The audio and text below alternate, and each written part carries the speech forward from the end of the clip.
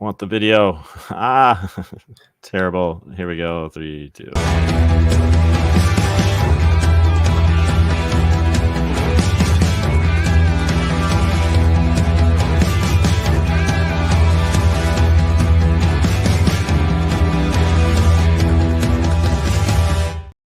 Welcome to Blake Street Banter. We are doing an emergency pod, so to speak, for the trade deadline. Brought to you by dailycontrolsllc.com. Go see all your automation needs from Mr. Daily Controls, and there's all the business out of the way. Tyler, today I was more fired up today than I was at the end of yesterday. We did the Twitter space. Thank you all for hanging out. Thank you. It was good to kind of hear you all kind of share what you were thinking and then how what we were saying might have changed some of your thoughts, or you disagreed with our thoughts and all that. Like, that was the whole reason we did the Twitter space, is to sound off and all that. And like, we have 8, 9 people in our private chat there, and all have differing opinions and all that kind of stuff. And so me and Tyler texts is like, yo, let's just do a pod. We have the day. Let's just go ahead and pop on. I guess, I don't know. Trade deadline, go. Yeah, I mean, I'm glad that this is like a slow time in my life lines up perfectly with the deadline, because it's been such a whirlwind, especially being one of the people who's like, on the BSB Twitter, seeing all the stuff. Things are going nuts, and it's almost hard to pin like why. I think some people are a little all over the place, and like in why they are a little upset. I think that's the biggest thing, is that there's clearly a lot of disappointment from the fan base. I think from us in our chat, none of us are happy or stoked about this. And it's kind of funny when you find yourself in this position. We are neutral about this deadline. We'll start off with that. But when you see people who are like on the far other extreme, it makes you feel like you're being pushed, like, oh, now we think the deadline's good. But when you take a step back, I think you and I can both agree, like, this wasn't a great deadline, but it wasn't bad. And we're fighting a little hard to defend some things that happened, some things that didn't happen. I think that's the biggest part. So we're going to talk about a lot of those things that did not happen and explain why they did not happen. I mean, we don't know everything, but you can draw a lot of inferences and conclusions based on what we know and what you've seen in deadlines from the past. I think some people are glossing over a little bit of, some of those things. You piece together like what's happened in the past. What does a player like Cal Quantrill usually get at the deadline? What are some factors at play here? I think some of that might be getting overlooked. So I'm glad we have a chance to talk about it. Yeah, and I do want to just preface that, because we kind of took in all of that this morning, right? You and I both have read Skylar's thing from Purple Row. We saw Thomas Harding's reaction, getting his response stuff on MLB.com. I popped on, I think you popped on and listened to the DNVR podcast that was just live about an hour ago. And so like, we're taking in all of these outlets, so to speak, takes and all that, and we're kind of forming our own disagreement, our own conversation, our own banter to go kind of along with that. Because we are definitely one of the only, if not the only outlet that is kind of like, it wasn't a bad, it is okay type trade deadline. We're not calling for the front office's heads. We're not calling for ownership, drop the ball again. It's, I think, in my terms, a rational thought is, I think the Rockies did exactly fine. And kind of like you said, using all the information that we've been given and making some conclusions, maybe a little bit of assumptions here going forward. But I think we have educated assumptions as opposed to reactionary assumptions going forward. And we were all on board. Also prefacing as you, me, Noah, James, Mike, the whole squad, Isaac, Mac, like, go all the way through it. Like, we are all on board. Trade everybody that you possibly can. Do this. You had the piece of all the possible moves. We expected to Cal or Gomber, Diaz or Stolly. It's like, we wanted that. We expected that. It didn't come into fruition, but we're still okay with what transpired. So that's our little preface before you kind of just go, these idiots doing their thing again. It's so like, for me, it's the value just simply wasn't there. And I want to start with Cal. I have this weird theory, and maybe you can disagree or agree with it. Or if you're listening and you're on the Twitter, it looks like some of you are listening on Twitter, go ahead and tweet at it real quick. I have this theory that the Rockies found Cal Quantrill more valuable to them in 2025 than any other offer that they possibly could have got. Because you look around the league, you look at your own rotation, injuries are going to hit. Absolutely 100%. One of your top dogs is going to get hurt. Go Go back to May, June, look at the IL report across the league. There are arms going down constantly. So being able to solidify a major league caliber starting rotation now for 2025 is not a terrible thing. I put it in the chat, but you're looking at what? Freeland, Marquez, Cincy, Cal, Gomber, Feltner as like your top 6. You throw in a Tanner Gordon. You throw in Chase Dolander, Carson Palmquist, Sean Sullivan that is on the cusp. Blaylock is going to be knocking on the door there. You might see a Jeff Criswell. Noah Davis might get a second shot. So you're adding all of this depth. And like Thomas said in his article, like we've never seen this kind of starting pitching depth ever. And we were able to add to that by moving those 2 relief arms and Mears and Beeks. We added that starting pitching depth that will add to it. And we kept on to Cal Quantrill, who's under control, which means he still can be moved next year. And it allows you to kind of piece together what 2025 will start as.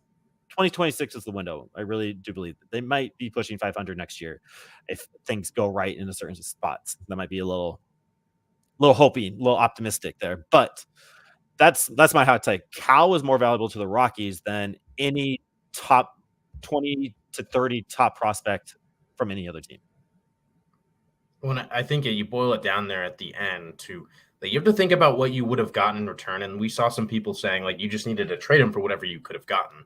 And, we did see you say Kikuchi is the main starter we saw with kind of similar-ish overall perception, like definitely not a great starter. Got a lot in return. Kind of the kicker there is that he is a power pitcher, power lefty arm. There's very few players like Kikuchi that were available on the market. I mean, he basically was the only power lefty starter to be moved at the deadline. Like, that was value. I don't think Cal's value was even coming close to that. You consider, and I'm going to throw in yesterday's start. A little disingenuous to include that, but a 6.92 ERA for Cal since June 17th in his last 8 starts. Teams saw the wheels coming off with Cal Quantrill. They were not willing to give up what we originally thought. 2 weeks ago, the deadline's coming up. It's like Cal Quantrill can get you a top 15 prospect in someone's system. That's, worth it without any questions asked. I don't think that was there anymore. I think that was lost with a guy who, his ERA by the end of the season might be over 5, well over 5. And again, almost 7 in his last 8 starts. So the value dropped substantially. And the Rockies we're not forced to make a trade. I think people on Twitter want to force the Rockies, make it sound like the Rockies were forced to make a trade, but they're going to be, he's under control next year. They are going to pay him money next year to pitch in their rotation. Or they trade him in the offseason. And in any circumstance, I don't think it's a bad turnout for the Rockies. So I largely agree with you. I think there might have been stuff out there that made sense to trade him for, but clearly the Rockies wavered when they saw now what teams were willing to offer. They probably started these discussions weeks ago, and it was like, hey, these are the guys we're thinking might be available. But, and we've seen a kind of a narrative that formed somewhere that maybe the Rockies should have traded these guys earlier. That does not happen. That's not a rational take or thought to have that, you should have traded these guys in May and June when their value was high. That doesn't, Luis Arias, blah, blah, blah. That's the Padres being insane. They are insane. There's a reason there are no trades in that time because things like this happen to guys like Cal Quantrill and other players we're going to talk about. The wheels come off in a larger sample, and teams don't want to trade for guys when they might have those questions. Like, is he going to keep this pace up? So, right. Especially Cal Quantrill, the worst thing happened, and now we're here. Especially with a guy like Cal, right? He is in Colorado because of his injury plague down 2023. So, like, thinking that he has value in May because he had 2 solid months to start the year. Other teams aren't stupid. And I think that's another thing that I feel like Rockies fans are kind of missing. Like, we need to move anything for anybody. But why would any team want a broken Diaz, a Stallings defensive first, bats kind of out there, but Coors Field Merchant that doesn't have really a track record? Like, why does a team want that? Like, you don't want to give up starting pitching depth for a guy that you don't really know what is there. So, like, thinking you can get a package for Cal Quantrill in May is absolutely asinine. And I get the theory. I don't agree with the theory at all. I think it's absolutely ridiculous. Like, there's not a value there. Luis Arias, you know who he is, and the Padres knew who he was Padres are the Padres, like you said. So it's like, okay. And the Marlins are in a fire sale, and that was the start of it. So I think to debunk kind of that theory is the value just isn't there, right? AG, thank you were hanging out with us on the tour space yesterday. Thank you for coming back and kind of hanging out with us a little bit. I pray Palmquist breaks in over a guy like Cincy or Gomber next year. Way higher ceiling is worth getting him experience rather than giving starts to a guy who is best case scenario as a passable 4-5 guy. Everything you just said right there is what I said about Noah Davis about this time last year in the offseason. I don't know. Like, again, they have the depth. They have all the pieces there. We'll see what happens. I see Palmquist getting a call up in September. Again, we talked about the clock last year, middle of August. We might be seeing a guy like Palmquist getting that call because, like, he's definitely next up. Like, we know Dollander, Sullivan, but Palmquist is definitely next up.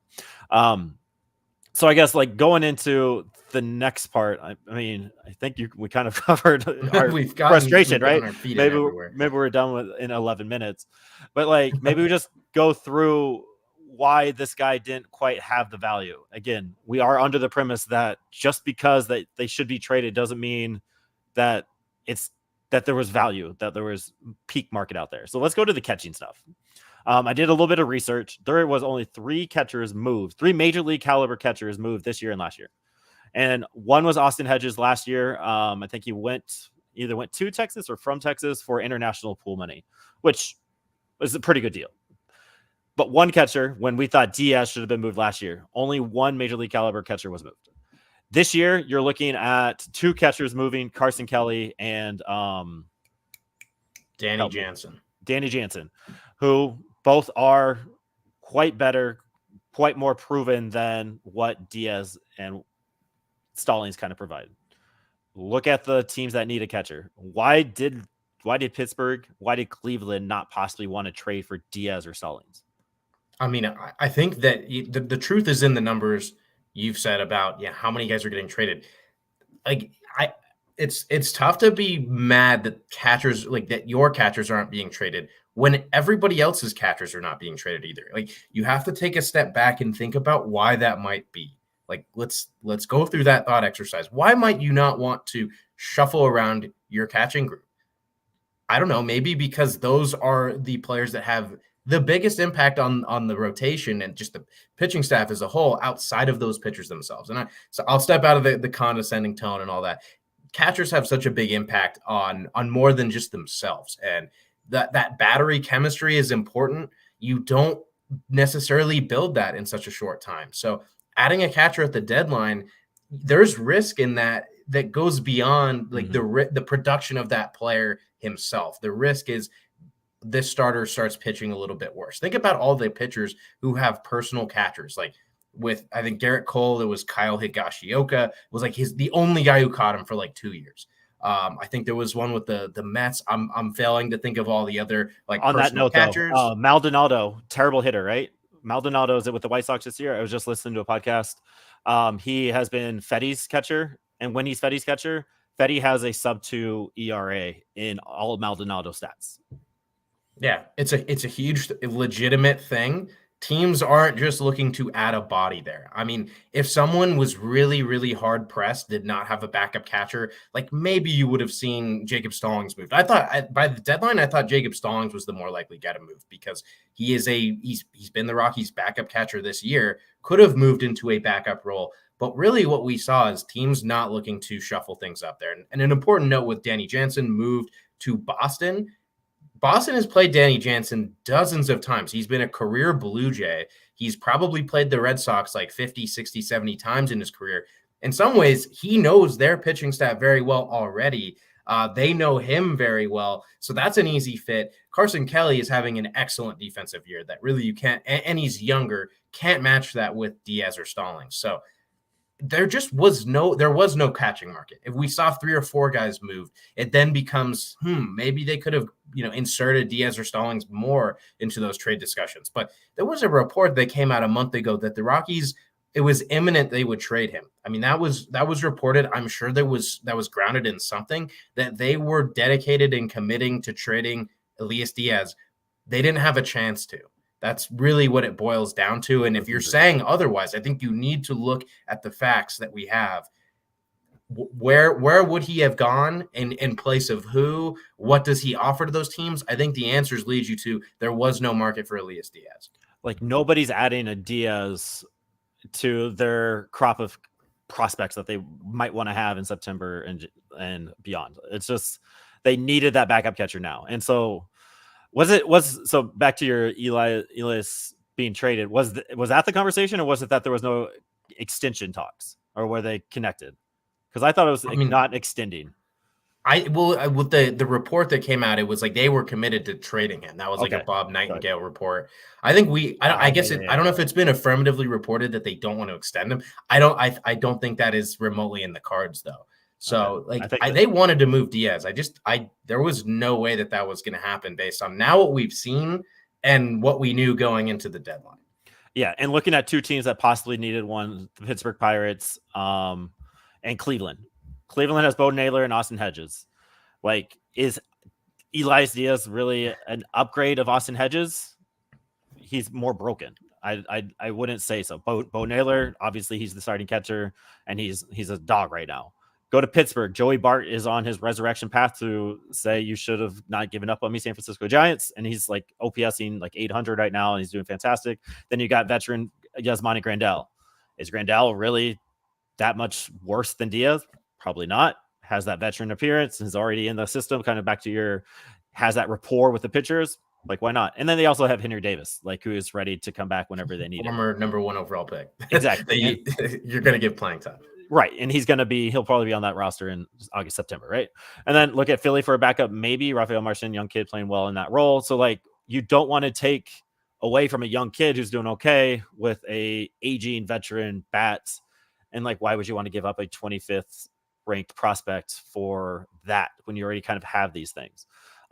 You've sent a cool little chart in the DMs that I thought was kind of interesting. So, like, looking at the top 10 catchers in the league, right? Like, the Rockies are third on the top catching rank, right? Looking at them, Kansas City Royals don't need it. They're a playoff team. Second, Los Angeles Angels. They didn't move either one of their catchers, and they're a bottom feeder. So the catching market, another proof that the catching market's not there. Go to Philadelphia, fourth playoff team. Baltimore Orioles, seventh playoff team. Dodgers, fifth playoff team. Milwaukee Brewers, sixth playoff team. Atlanta Braves, ninth playoff team. Red Sox, 12th. They added somebody. So, like, all these teams that are in the playoff hunt don't need a catcher. So, like, why is a team that's not in the playoff gonna trade for Diaz or Sullen? So I truly do believe that the market just wasn't there. And I think just because you want to trade him for a bag of chips, I think Diaz is a little bit more valuable to some of the young Angels to be Anthony Molina in the bullpen than he would be anywhere else. So anything you want to add about the catching kind of not being moved? Yeah, and I mean, I've been thinking about this stat a lot the last 24 hours, and I don't think I've mentioned it. If I have, tell me I'm insane and that I'm repeating myself. But Elias Diaz, since May 23rd, has a 571 OPS, 2 calf injuries in that span. Team, like, there was damaged goods essentially there. Teams were not seeing a guy ready to come in and contribute. We saw the same tune last year with Diaz. I think his OPS was like 583 in around the same span. So for whatever reason, Elias Diaz does not deal well in the peak of summer going into the trade deadline. And teams it was the same story as last year. I don't think a market manifested for a guy who was greatly struggling that you might add, and it only contributes to his struggles. So that's something I wanted to make sure I mentioned. Elias Diaz just consistently having these really rough stretches in his career, known as a streaky player. And his rough stretches have not been well timed for the Rockies. If he had reversed that bad start to the season and say a 777 OPS since May 23rd, we might be singing a different tune right now, but that's not the case. Exactly. And family friend of the pod, Patrick Lyons. I was going to get to this. I saw this little tweet, this picture that he's talked about too. Taking a 10,000 feet view from above, the Rockies acquired the fewest prospects of the 9 clubs that were purely sellers. Thoughts? We also didn't give up any. Do you want more prospects? Yes. But do you want value in those prospects? I want to go back to Connor Joe for Nick Garcia. How did that turn out? Sam Hilliard for Dylan Spain. How did that turn out? on paper, we got 2 prospects, but we lost 2 guys that Connor Joe could maybe find a place on this team. I mean, Connor Joe over Chris Bryant. Yes, please. But that's hindsight 2020. Like, just because you're adding prospects doesn't mean that they're adding depth to the prospect pool that's already solid. That's my take. I think for me, it is a little damning to see, I don't know how many the Marlins added. It was probably like 12. It's damning when you juxtapose it with that. I think you do have to just remember where the Rockies were. And the hope and expectation was coming to this deadline, they'd make 3 trades, maybe even 4. Like, that was possible. And in that case, you would add probably 5 prospects, maybe 6. And so I don't think we met the expectations that were set. And, that in and of itself is a little disappointing. But those expectations, it comes down in part to the players. And I hate to point blame at players, but just mention Elias Diaz's 571 OPS. If that was flipped, he might be getting traded for a prospect. You get that other guy to stack up with the other sellers. Really the Rockies didn't have those pieces to move and to really pick up a ton of assets. What is this graphic we got? It's so the plus and minus. So Patrick Lyons just decided to tweet it before he asked us the question about. So thank you for allowing us to get to that. But like, you look at, I know you probably can't see it on the screen there, but the White Sox traded 0 of their prospects, gained 5. Detroit 0, received 7. Those would probably be comparable guys. I mean, looking at the Marlins, they added 14. The Blue Jays added 12, 13. I guess maybe we asked the question, where were those teams? Where were those squads on the top 100 list? Like, where do their prospects rank on the huge list? Because like the Rockies are a top 10, top 15 prospect pool, right? Like, just because you're adding more people to it doesn't necessarily mean it gets better, I guess. And I know that that might be my stupid brain kind of trying to twist it around, but I just don't think you add a Dylan Spain, your prospect pool gets automatically better, right?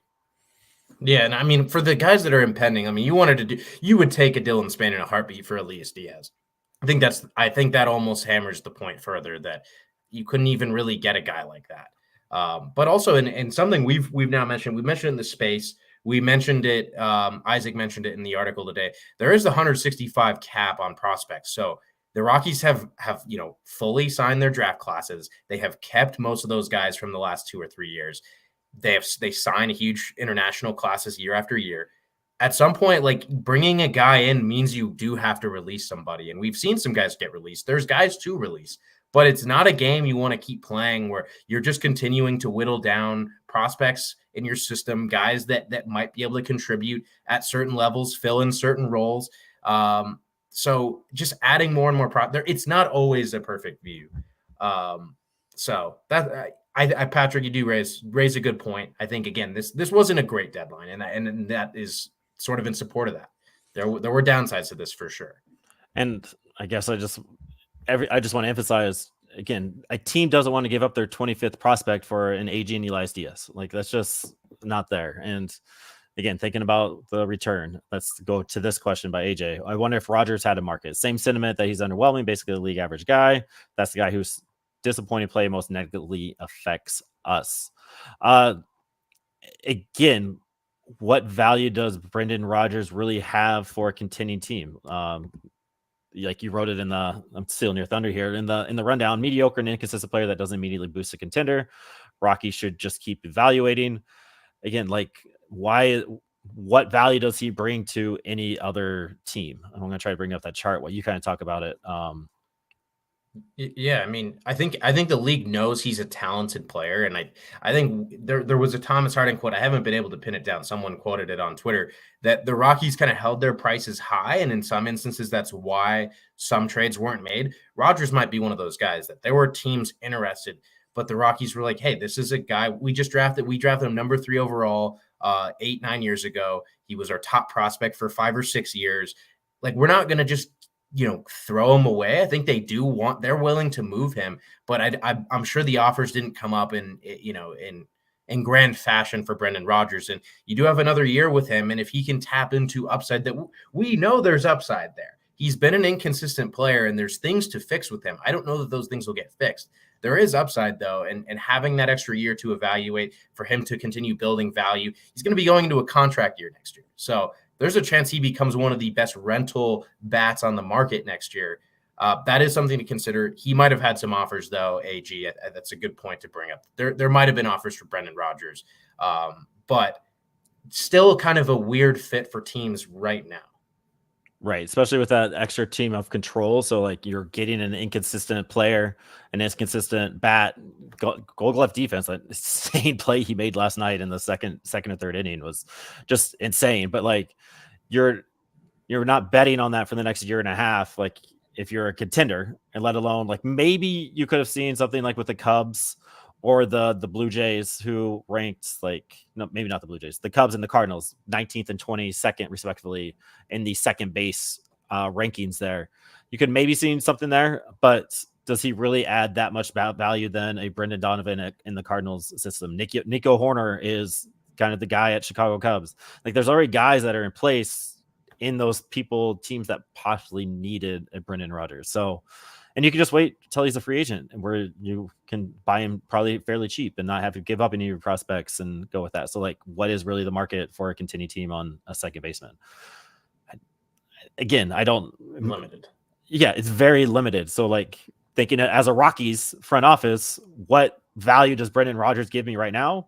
He's a stopgap for Adel Amador to kind of keep figuring out what's happening in Hartford and who's ranking, like we kind of talked about last night. He had a nice little home run. He had two doubles the night before.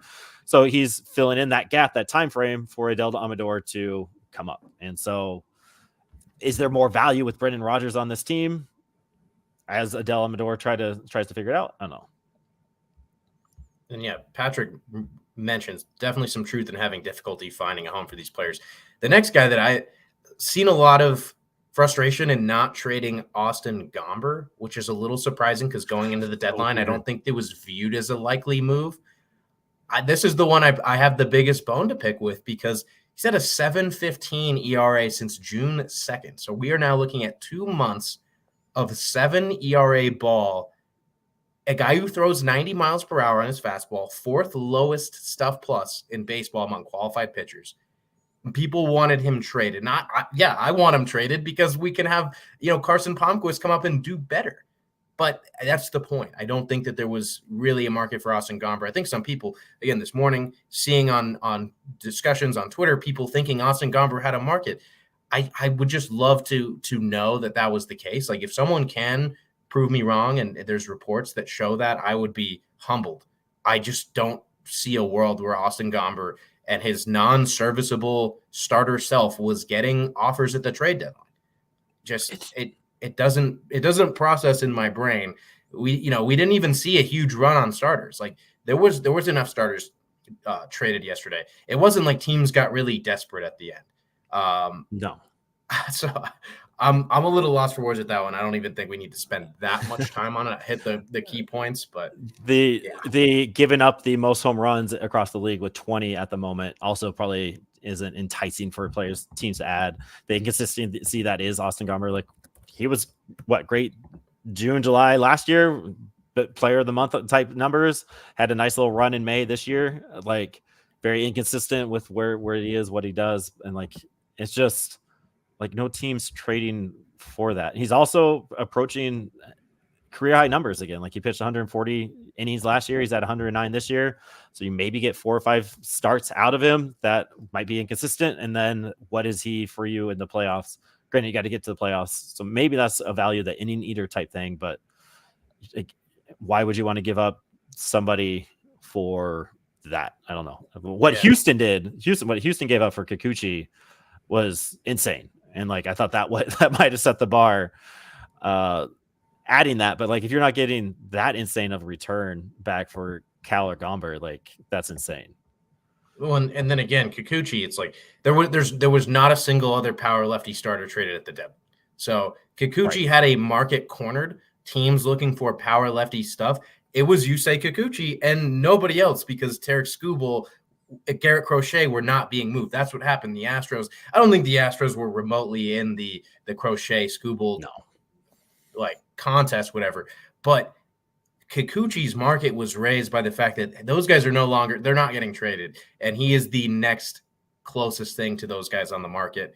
Also want to bring up with Austin Gomber, he had a 739 OPS against him at home this year, 838 OPS against him out on the road. He's not, to me, one of those guys that would just get so much better outside of Coors Field. I think he kind of has that slice and dice arsenal that you can limit hard contact at Coors Field. But, at some point, more contact is not good.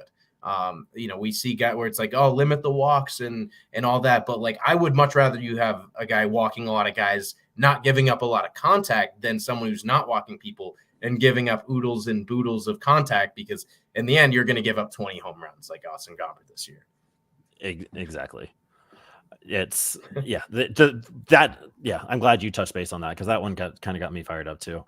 Before we answer the derailment that Patrick Lyons wanted to put on there, I just saw this in a response to a tweet. I got to agree with you. The return for Diaz didn't matter, just getting something for him. He's now blocking Romo for the second half of the season just to walk. And my answer to that is, and I think this is your answer to it, Elias Diaz will probably more than likely be DFA'd. We saw Jerickson, who shall not be named, dropped last year. Harold Castro was dropped, DFA'd last year, right around this time. I don't see a world where the Rockies don't feel bad DFAing Elias Diaz. All right, you did what you were supposed to here. We didn't trade you. We're not signing you a contract. Let's put you on the open market and see if a team wants to claim you. And then there's your window for Drew Romo. Therefore, your minor league is still intact. Again, the market wasn't there for Diaz. I mean, he's not. I think he gets DFA'd. If he doesn't get DFA'd, I think you and I will both be heated and throwing our hands up in the air like you doing front office. I think that's when we might lose our stuff. But as of now, you got to assume they're going to DFA a Diaz or a Stallings. I mean, that's sort of the point of where you are. You didn't manage to squeak out a trade for Elias Diaz. And I think with Jacob Stallings, I don't think this held them back from making a trade. Again, we discussed that large. There's not really a market. Jacob Stallings, potentially a Rocky in 2025. I don't know if that's a good thing or not. I'm not trying to say it is. He's a veteran catcher he's performed better than Elias Diaz this year in large part. Diaz has been an impactful defender, no doubt. Stallings has the experience, the game management, and I'm not going to say as bad as it's really all that much better. I think he's had a streak. The stars have aligned for him. But Stallings is maybe back next year. Elias Diaz, he's not. He's going to be Los Angeles Angeled, put on waivers in the coming weeks, more likely than not. Yes, 100% agree. And then let's just do this real quick. Can you name three? Name three Miami Marlins? Maybe we can together. Jake Berger, isn't Jake Berger a Miami Marlin? He's their GOAT right now. Patrick, go ahead and have the roster up and see if we're right. They've got. I know they still have Jesus Sanchez. Yeah. They traded Brian De La Cruz. Ramirez. Brujan. The shortstop. It's not Xavier Ramirez. Edwards. Xavier Edwards. Trying to think of who their catchers are. It's not Jacob. I think is Nick Fortes a catcher? I think he's a Miami Marlins catcher. It is tough though. I think Edward Cabrera is still around. He's still on there. Oh, Braxton Garrett. We should know this one. There is one. He was just DFA'd by the Rockies, and we were kind of mad that he. Oh yeah, Austin Kitchen was at top of the mind. That I was trying to dig deeper and forgot about him. Yeah. Jesus Chinoco got signed by him. He was DFA'd the other day. Fortes is the catcher. Yep. It is one of the most difficult exercises though. I mean, they still have some good pitching, and that's it. But active roster. Yeah, that's where it gets real tricky. Yeah. Forrest Wall, the former Atlanta Brave, is on there. Good for him. He's an old friend of before we were digging into prospects, longtime prospect. Yes. And then last but not least, the potential of trading a Tyler Kinley and a Jake Cave. Jake Cave, fourth outfielder, maybe a defensive replacement bat, but I think you can look at any roster of a playoff team, a contending team that says I can match your Jake Cave, if not do any better. And then why didn't Tyler Kinley get moved? I mean, I actually started to think there was a chance he would, because he pitched pretty well in the month of July, but still has a 7+ ERA, on the hook for next year. I think it's a good, one of the final thoughts. We hear about team control, and generally team control is really good. I think there are instances when teams are not so enamored by a player. Tyler Kinley, Austin Gomber, in some ways, Brendan Rodgers, although I'll leave him out. Let's go Gomber and Kinley. That is a boost to a player's demand from the team that has them. The Rockies are saying, Gomber especially, year of control. We're not willing to just part with them. It ends up for the team trying to trade for him in some ways hurts the value. And in the case of Tyler Kinley, he's under contract, and you don't know what you're going to get from Tyler Kinley. So you don't really want to trade for a guy who's under contract next year. I mean, it's not the end of the world, but it's a con. And I think that's the theme of our pod here, and a good wrap up. These guys all had cons up the wazoo, and you can't just hide those away and act like they don't exist. And certainly the Rockies front office could not do that. Right. If they managed like last year, CJ Cron, Randall Grichuk, the fact that those two guys got traded, look what they did after the trade deadline. It was worse than what you and I did in terms of wins above replacement combined. They were both negative by wins above replacement. The fact that the Rockies were able to get those guys off the books and then they predictably kind of falter, that was hiding away these cons and getting good value. They couldn't do that again this year, and you really don't deserve fault for that. And that is a perfect segue to Sean's question here, I think, because the Angels were in a similar boat with Mike Trout and Shohei Ohtani last year. We have to make trades to make you feel like we're doing something. So we are going to trade for Grichuk, Cron. They made a few other trades for the sake of doing a trade, right? Like there was no absolute value, especially with who we got in return, with what they gave up for Grichuk and Cron. The fans want to see trades. And this is a good question. Maybe this is kind of the underlining tone that I'm missing all day. It's the fans want to see trades for the sake of just doing something. Do you see value in the relenting and make it a dog butt trade just to appease a very frustrated fan base? To that, I say no. And that's kind of maybe where my frustration lies is for the sake of making a trade, they should have done it. They should have traded Diaz for literally anybody. Why? Again, go back and listen to the last 35 minutes. There's no real value in doing that. Again, go ask the Angels system. Like there is no value for what they did last year by trading. Who's the big piece that's doing Albright? Mason Albright. He was an Angel, right? Yeah. Mason Albright is fantastic for us this year. He's hitting some growing pains right now, but like he's a good starting pitching option, and they just gave that for Cron and Grichuk, who negative WAR, just to show the fan base that hey, we are trying to keep Ohtani here, which I know I think fans aren't that dumb where they kind of saw that it wasn't a real thing. But my answer to that is no, they don't need to make a trade to appease the fan base. They need to make what they think is the best decision, follow their plan to make the best decision, and show me that that's the plan that they're going to do forward. And they have this plan that they've kind of said the last year or two, that this is what we're going to do. And they've shown very consistent with that. And they don't need to appease me to feel better about the trade deadline.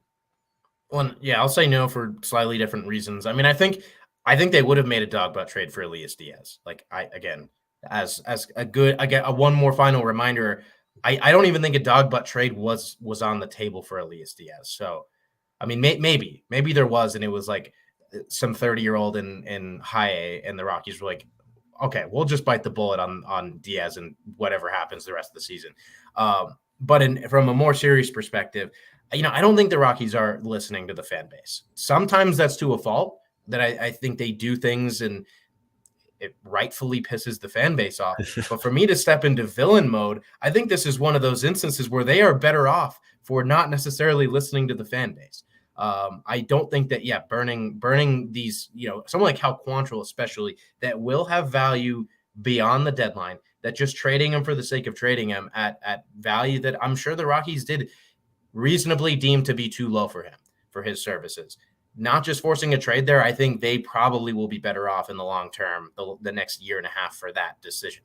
So This is one of those step out of the way of kind of the moving train that is the fan base, and live to fight another day. Yeah, and Sean, go ahead and answer your own question in the chat there while I kind of wrap this up. And keeping Diaz on the team, another point is keeping Diaz on the major league squad allows Romo to kind of develop some of the holes in his swing. I know if you go listen to the pod that we did on Monday, I'm huge on Drew Romo. He's my number 3 prospect for a reason, but he still doesn't walk enough. So could he spend a little bit more time with Pacheco down in AAA. Hey, just work on growing your walks. Let's try to raise this a percentage or two before you go up to the major league, because you know that stuff is just going to get harder. Go ask Jordan Beck, go ask Adel Amador, go ask Tovar, go ask Brenton Doyle, Tolia.